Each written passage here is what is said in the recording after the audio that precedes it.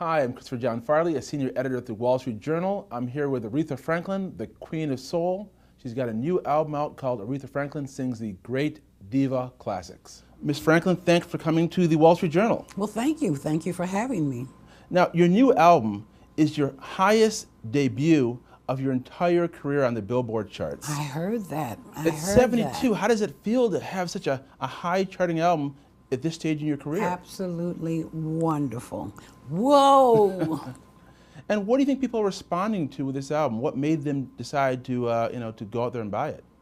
Well, I don't know. We've got some great titles of things that Mr. Davis presented to me and gave me a list of the singers and the songs. And I'm doing People, Streisand. I'm doing Midnight Train to Georgia, Gladys. Doing I'm Every Woman, Shaka Khan. No One, Alicia Keys. I Will Survive, Gloria Gaynor. I'm a Survivor, Destiny's Child. So where did the idea come from to have you, an established superstar, take on the songs of some other performers? Some of them are new, some of them have been around before, like Barbra Streisand. Where did this idea come from? It was Mr. Davis, the chairman's idea. The COO of RCA. As I said, he brought the list to me and the list of singers and so on. But it was great because I had already bought some of these records and enjoyed them. So it was a natural. It was super. Now, of course, with today's singers, there's some issues with singing sometimes, a lot of use of auto-tune. I'm wondering, as someone who's known for her voice, has such a reputation, what do you think of the use of auto-tune by some younger singers? What is auto-tune? I don't even know what auto-tune is. It's a kind of way of electronically adjusting your voice so it doesn't sound pitchy, it doesn't sound wrong, it sounds like it's hitting the note right on. Oh, that's ridiculous. That would be ridiculous, right? After 50 years, please. So Rolling in the Deep by Adele, obviously a terrific young singer, someone who's very contemporary now. Tell me your thought process in saying, you know what, I'm going to tackle this song. Well, let's see, Rolling in the Deep. I liked it. When I first heard it, I liked it. I saw some of Adele's promo, and a lot of young kids were on the bus. They were singing it, and they were having a really, really wild, good time. Like, rolling in the deep, because they couldn't really sing, but they were just having such a good time. I said, I like that melody and I like that song. So when Clive presented it to me, I said, absolutely. Have you heard back from Adele? Have you heard back from any of the singers whose works you take on, like Alicia Keys, on this album to get their reaction? I don't know Adele, and we haven't had the occasion or pleasure to meet yet, so it's not heard back. I haven't heard from them to begin with. Now, when you take on someone else's song, obviously you're known for taking on Respect, your signature song, a song that Otis Redding wrote and had popularized even before you, and yet it became your signature song. Do you ever think that I'm going to take this song over? Are you trying to top the performer that did it before you? No, with singers, it's a thing sometimes where you hear a great song and you said, oh man, I wish I'd have got that song first, So after it's been out a while, you have the opportunity to re-record it after a while, after so many years. And then we don't own these songs. Anybody can sing a song. We don't own them. Now, since your new album is about divas, I want to just sort of throw out a few names of divas and sort of get your one-word reaction, sort of get your impression of various singers. So when I say the name Adele, what comes to mind? Just Young one word. singer, good singer. Alicia Keys. Young performer, good writer, producer. Taylor Swift. Okay, great gowns, beautiful gowns. Whitney Houston. Whitney was a talent, definitely a talent. She had a gift. And Sissy's Baby. And let's sort of change genres a little bit. Nicki Minaj. Nicki Minaj, No, I'm going to pass on that one. We're talking on Election Day, and Barack Obama, you were a big supporter of his. He famously sang at his inauguration. You had that great hat that went viral. How do you feel he's done now that he's in his second term, finishing it up? How do you feel looking back on his term? How do you feel he's done as president? Well, it's really not for me to say. Do you have much contact with him now that he's been in office? Do you plan to do any other kind of events with him? No. What kind of steps are you taking to sort of get over this sort of famous fear of flying you Sure, have? just, is it famous? Oh, Yes, please. it's pretty Get famous. out People of know about here. it. People know that you don't like Get to out fly. of here.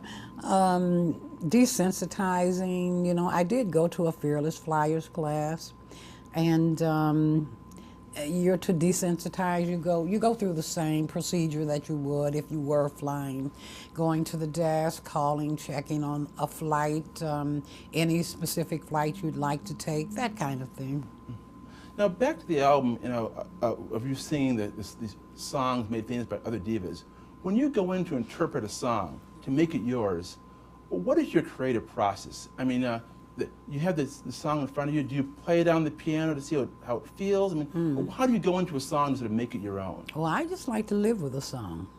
How do you do that? How do you live with a song? You just sit with a song, you take your time and you listen to it.